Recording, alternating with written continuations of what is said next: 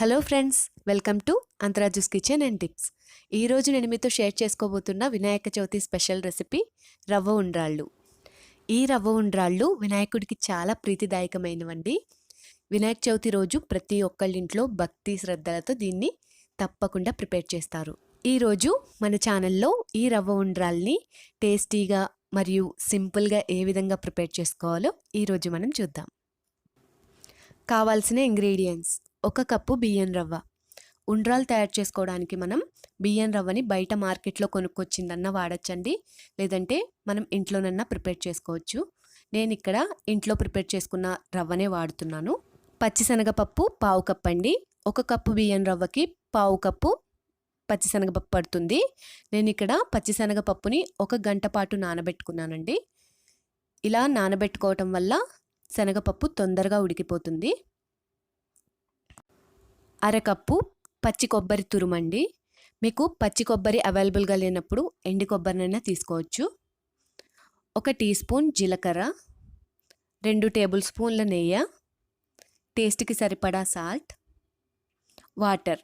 నేను ఇక్కడ 1 కప్పు రవ్వకి 3 కప్పుల వాటర్ని యూజ్ చేశానండి. అంటే పప్పును కూడా రవ్వతో పాటే ఉడికిస్తాం కదండి, అందుకని నేను ఇక్కడ 3 కప్పుల వాటర్ని తీసుకున్నాను.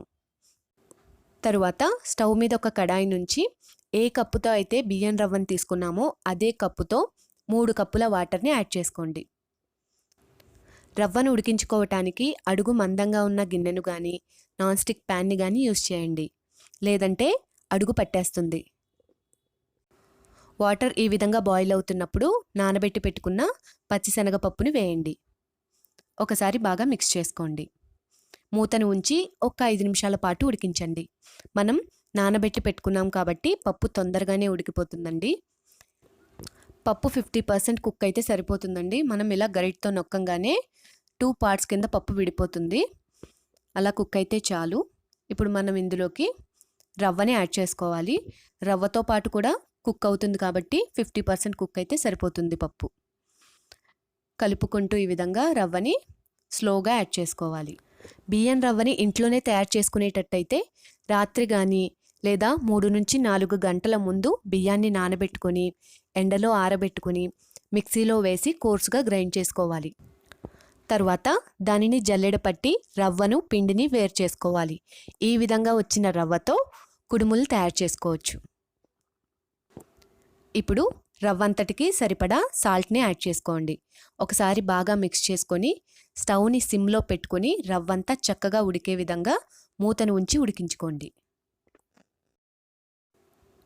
ఒక 10 నిమిషాల తర్వాత చూస్తే వాటర్ అంతా ఇంకిపోయి రవ్వ ఈ విధంగా చక్కగా ఉడికిపోయి ఉంటుంది. చూసారు కదండి, ఈ విధంగా దగ్గర పడితే సరిపోతుంది. ఇప్పుడు రవ్వనంతటిని ఒకసారి మిక్స్ చేసుకొని స్టవ్ ఆఫ్ చేసుకోండి. రవ్వ కాస్త చల్లారే వరకు పక్కన పెట్టి ఉంచండి. రవ్వ చల్లబడిన తర్వాత ఒకసారి అంతటిని ఈ విధంగా గరిటతో మ్యాష్ చేసుకోండి.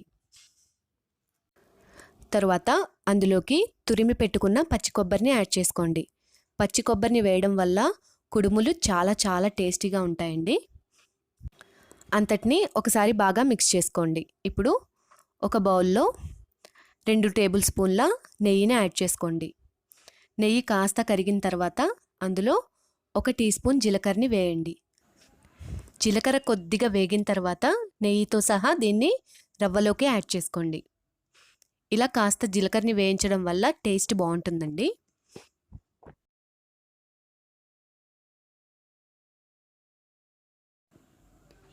ఇప్పుడు చేతితో అంతటిని ఒకసారి బాగా మిక్స్ చేసుకోండి.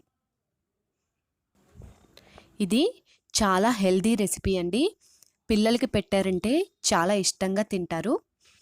ఇప్పుడు చెయ్యిని కాస్త తడుపుకొని మీకు ఏ సైజులో కావాలంటే ఆ సైజులో ఉండ్రాళ్ళలాగా చుట్టుకోండి. వీటిని మీరు ఇలా రౌండ్గానే కాకుండా డిఫరెంట్ షేప్స్లో కూడా ట్రై చేయొచ్చండి.